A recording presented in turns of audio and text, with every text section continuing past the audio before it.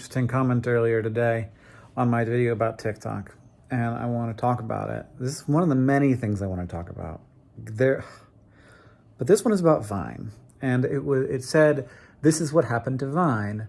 The creators realized that they weren't making any money, and they were like, Vine, you have to give us money, and then everything crashed down, and the creators stopped making stuff. This is not.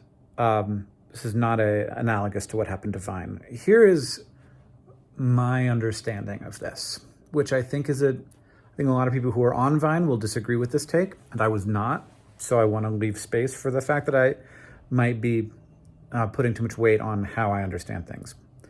But what happened with Vine is that because it was not algorithmic, and because it had grown so quickly, there were a lot of people on Vine who had large audiences, and they were doing a lot of things to grow their audiences that were just to inflate numbers. And they created a kind of impenetrable barrier on the top of Vine that made it very difficult for new creators to find audience.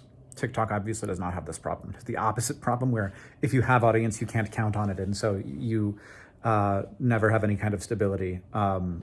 And I think that you can't have it either way. Like, both of those things are bad. You need to have some mix of that.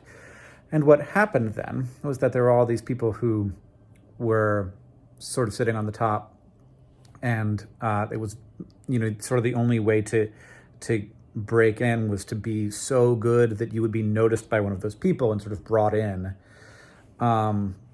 And then that was mixing with the fact that the platform itself wasn't evolving at all, and it was saying, okay, 6 seconds is 6 seconds is 6 seconds, whereas TikTok has been like 15 seconds is 1 minute is 3 minutes, and just letting things evolve, letting things change, changing things, not just letting things change, but intentionally changing them, messing around and like being like, enjoy your platform, people. You never know what it's going to look like tomorrow, which honestly I like.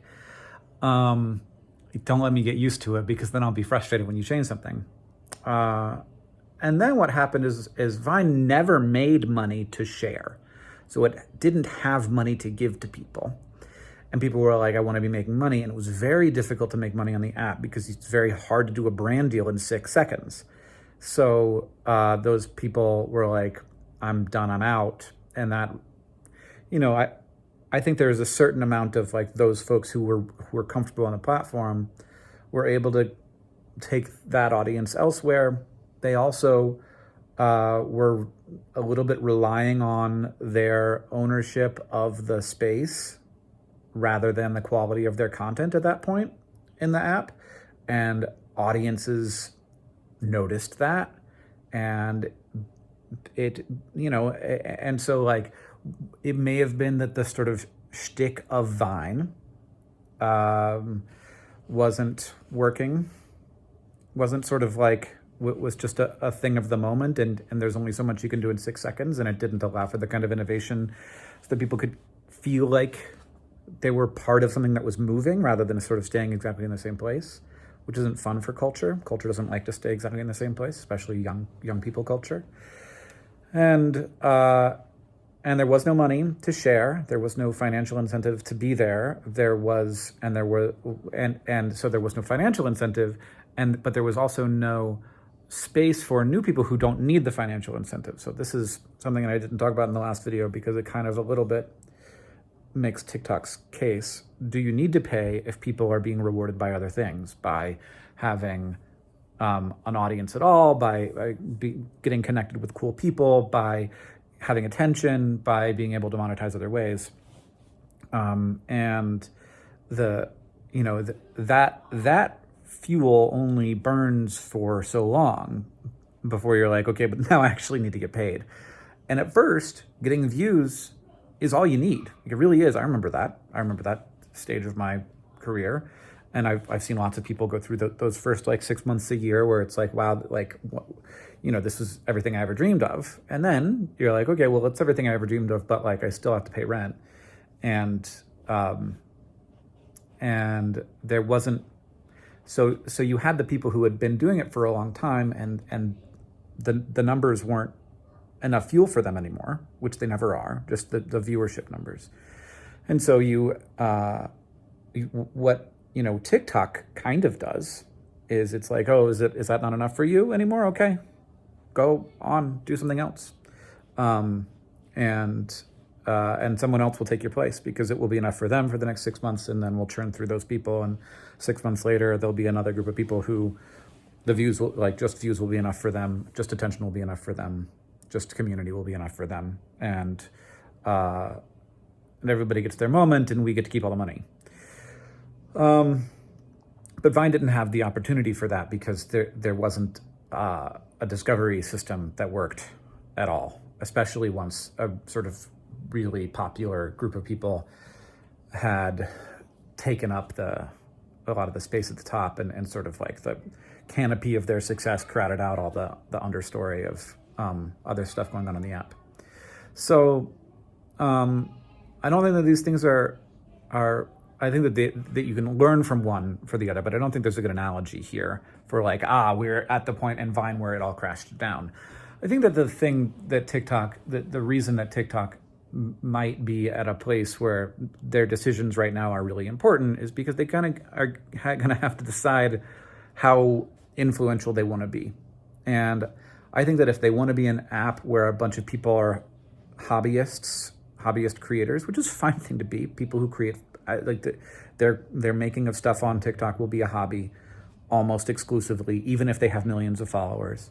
I think that they can make that app, and I think that it will probably continue to succeed.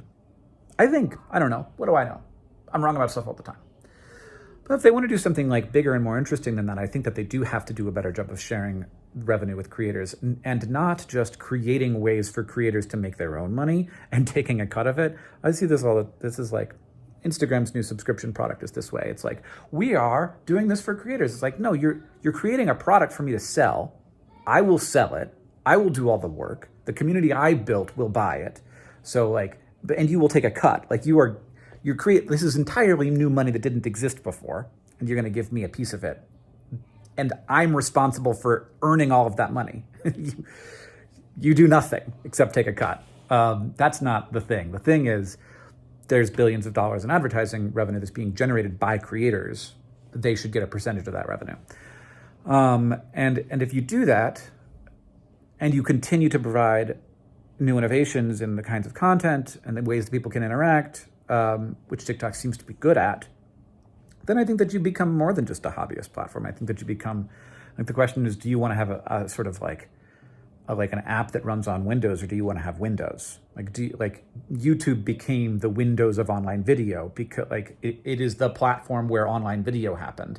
And I think that TikTok will not be that unless it creates an ecosystem that is economically interesting for people who are creating on the platform, because it just limits the kind of content that will be on the platform. It limits the kind of content that people can make, because you can't make content that costs money on TikTok right now.